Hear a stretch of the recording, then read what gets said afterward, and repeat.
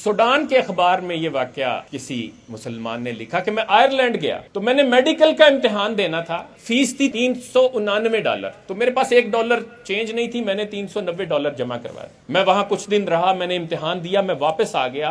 काफी अरसे के बाद मुझे वहां से लेटर आया मेडिकल कॉलेज की तरफ से कि जी आप गलती से $1 अजाफी दे गए थे, हम आपको वापस भेज रहे हैं। फिर उसने दूसरा वाकया ये लिखा कि मेरे कॉलेज और मेरी रहायशगाह के दरमियान में एक औरत की दुकान थी, मैं वहां से कोकोआ डिब्बा खरीदता था 20 पेंस का। तो एक दिन यह हुआ कि मैं जब दुकान पे पहुंचा तो 2 डब्बे पड़े थे और एक पे 20 पेंस लिखा था, एक पे 22 पेंस लिखा। मैंने उससे पूछा तो उस मोहतरमा ने बताया कि दरअसल नाइजीरिया से हमारा ये माल आता है, तो उनके साथ हमारे मुल्क का कोई मसला हो गया है, तो चीजें महंगी हो गई हैं। ये जो 20 पेंस है ये पुराना माल पड़ा है, इसलिए हम इसको 20 का ही दे रहे हैं, नया माल आ गया है तो उसको हम 22 पेंस का दे रहे हैं।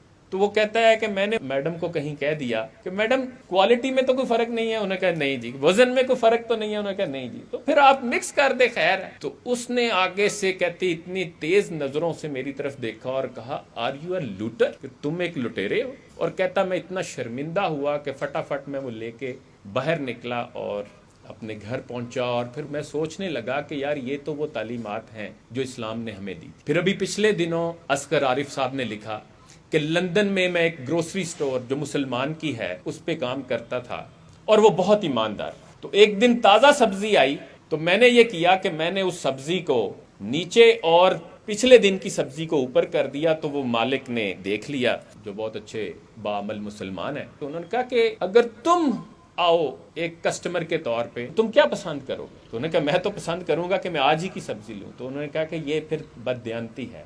तो उसने उनको ऊपर करवाया और आज उनकी भी माशाल्लाह 4 स्टोर्स हैं लंदन में ग्रोसरी के।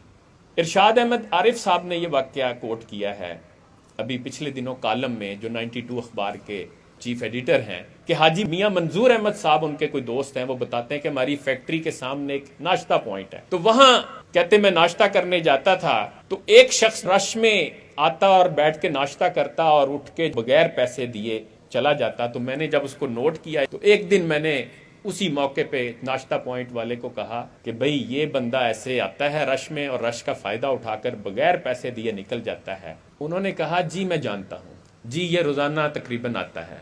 तो उन्होंने कहा जी फिर आप इसे पकड़ते क्यों? उसने कहा जी आप रहने दे, बाद में हम बात करते हैं। तो वो जब चला गया तो इन्होंने कहा मुझे बड़ा तजस्सुस हुआ। तो मैंने कहा जी आप ये क्यों करते हैं? उसने कहा भाई बात ये है कि ये वहां गली के कोने पे बैठा होता है, फिर जब रश लगता है तो ये आके नाश्ता करता है और फिर उठ के चला जाता है। तो मैं ये समझता हूँ कि ये वहां बैठ के दुआ करता है कि इसके रश लगे ताकि मैं इस रश का फायदा उठाकर वो नाश्ता करूं और निकल जाऊं। तो मुझे क्या जरूरत है इसके और खुदा के दरमियान में आने की? तो मैं तो समझता हूं कि ये जो है दुआ करता रहे, ये आता रहे, मैं तो इसको कभी नहीं पकड़ूंगा। मत शिकायत करो जमाने की, ये अलामत है हार जाने की। शुक्रिया।